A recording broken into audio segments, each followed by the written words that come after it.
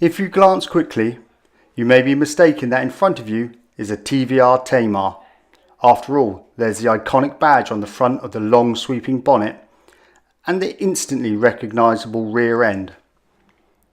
However, look closer and you will notice that this car is longer than factory standard, 10 inches longer, and looking at it from behind you will see that the arches have been fully blown out and extended, completely changing the stance of this fantastic looking car. This, however, is just for starters, because what you're admiring is one man's vision of what an M series TVR could be. The concept for this car came from a successful businessman and an amateur racing driver. At the beginning of the 80s, he decided to have his own TVR constructed. John Robinson Racing of Northampton was commissioned to build the car. This was a well-established and respected race car and specialist chassis builder. The engineering that's gone into this car is simply fantastic. Great touches like integrating the FIA roll cage into the body. They had to build a chassis that was strong enough to take the power that this car would produce. Mathwell Engineering were the genius behind what is lurking under the bonnet.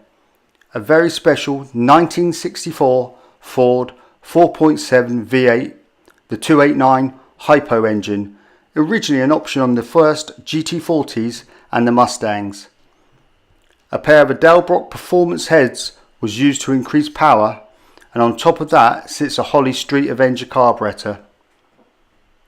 Then there's the gearbox, a rare 5-speed ZF gearbox featuring dogleg first gear. These are usually found in Aston Martin DBSs and the V8s. Bringing up the rear is a Jaguar XJS axle with inboard discs. Simply quite an amazing setup. The suspension has been rose jointed, has adjustable brake bias. There's also an FIA flexi fuel tank with twin fillers. And when this beast fires up, it certainly lets you know it's alive. The amazing V8 rumble, coupled with an exhaust note that truly goes right through you and gives you a sense of what this car is all about. Any negative points? Well, the red paintwork still gleams, but it is showing some signs of age, such as micro blistering, so there's an argument to maybe have it repainted. However, the car really has stood the test of time remarkably intact. But let's be honest, it's what's under the skin of this particular car that makes it so uniquely interesting. After a 10-year absence, this car has come out of storage and has been recommissioned to the point that it now has a desire to be driven. So with a new MOT, this car is road legal and itching to be taken to the track. And the track is really what this beast was built for.